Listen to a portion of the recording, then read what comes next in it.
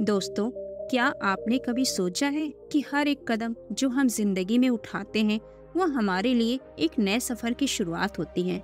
आज हम साथ में उस सफर की शुरुआत करेंगे जिसमें हर काम को ध्यान बनाओ और आगे बढ़ो का मंत्र हमें सही दिशा दिखाता है।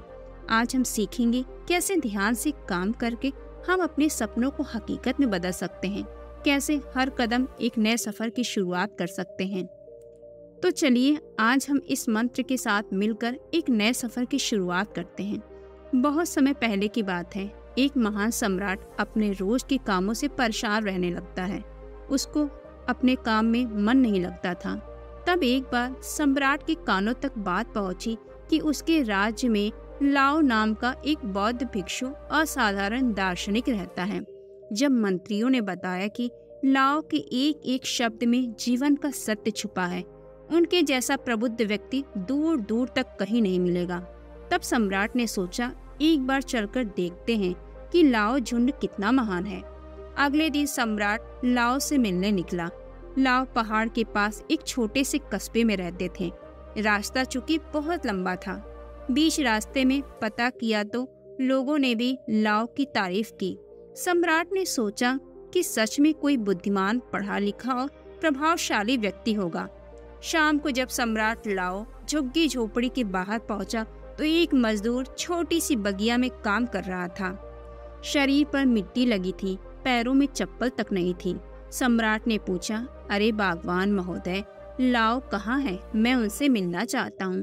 बागवान ने कहा, श्रीमान आप अंदर बैठिए, मैं अभी उनको बुलाता हूँ। सम्राट अंदर बैठकर प्रतीक्षा करने लगे।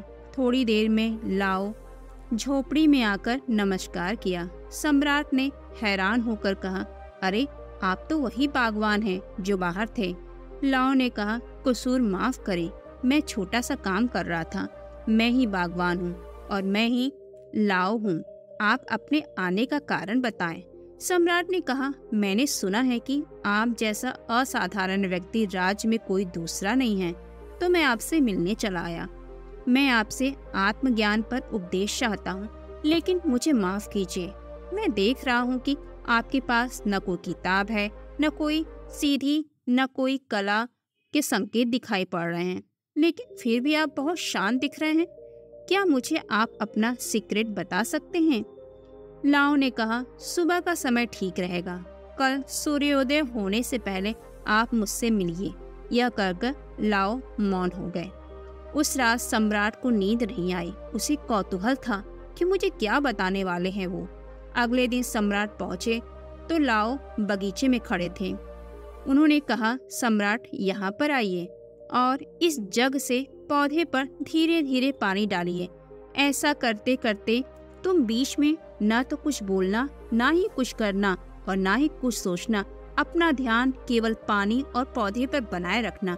अगर कोई आए तो रुक जाना और दोबारा पहले पौधे से पानी डालना शुरू कर देना। जब तुम सारे पौधों को पानी दे दो तब मेरे पास आना। सम्राट को पहली बार इस तरह का काम मिला था। सम्राट ने बड़े ध्यान से पहले पौधे में पानी डाला, फिर दूसरे में, फिर तीसरे पौधे पर पानी डाल ही रहा था कि वह महल के बगीचे के बारे में सोचने लगा। सम्राट बुद्धिमान था।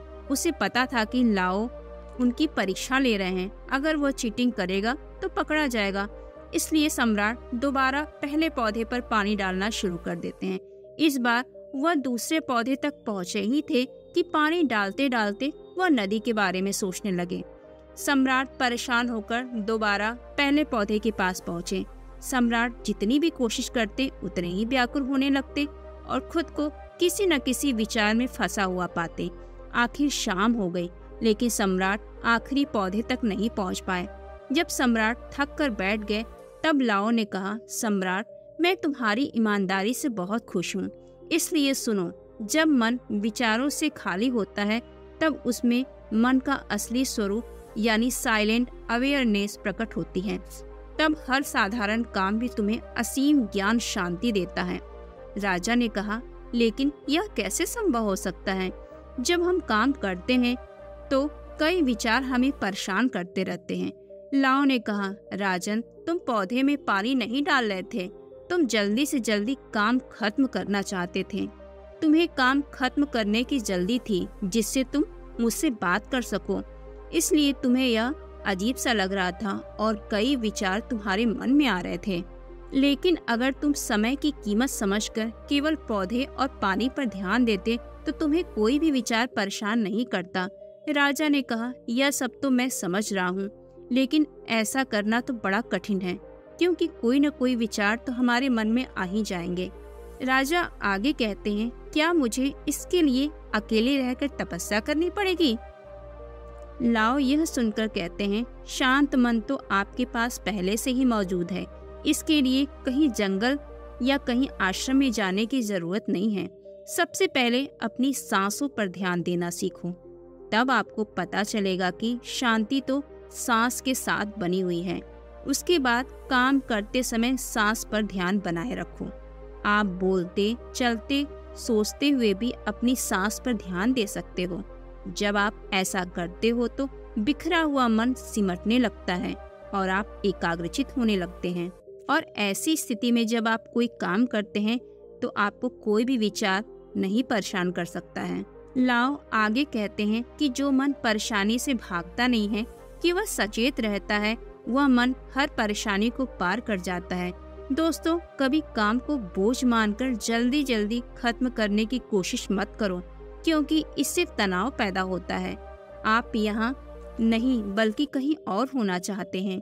तनाव के कारण मन में विचार हावी होने लगते हैं और वह काम सच में बोझ लगने लगता है। इसकी जगह काम शुरू करने से पहले अपना ध्यान सांस पे लगाओ और फिर काम के दौरान भी ऐसा करो। सांस का ध्यान काम के ध्यान में बदल जाएगा और कठिनाई धीरे धीरे आसान होने लगेगी। दोस्तों, अगर आपको यह वीडियो पसंद आया हो तो इस वीडियो को लाइक करें और अपने दोस्तों को भी शेयर जरूर करें। अगर कोई विचार आपके मन को भी परेशान कर रहा है तो हमें कमेंट बॉक्स में कमेंट करके जरूर पूछें। हमारा वीडियो अंत तक देखने के लिए और सुनने के लिए आपका दिल से धन्यवाद।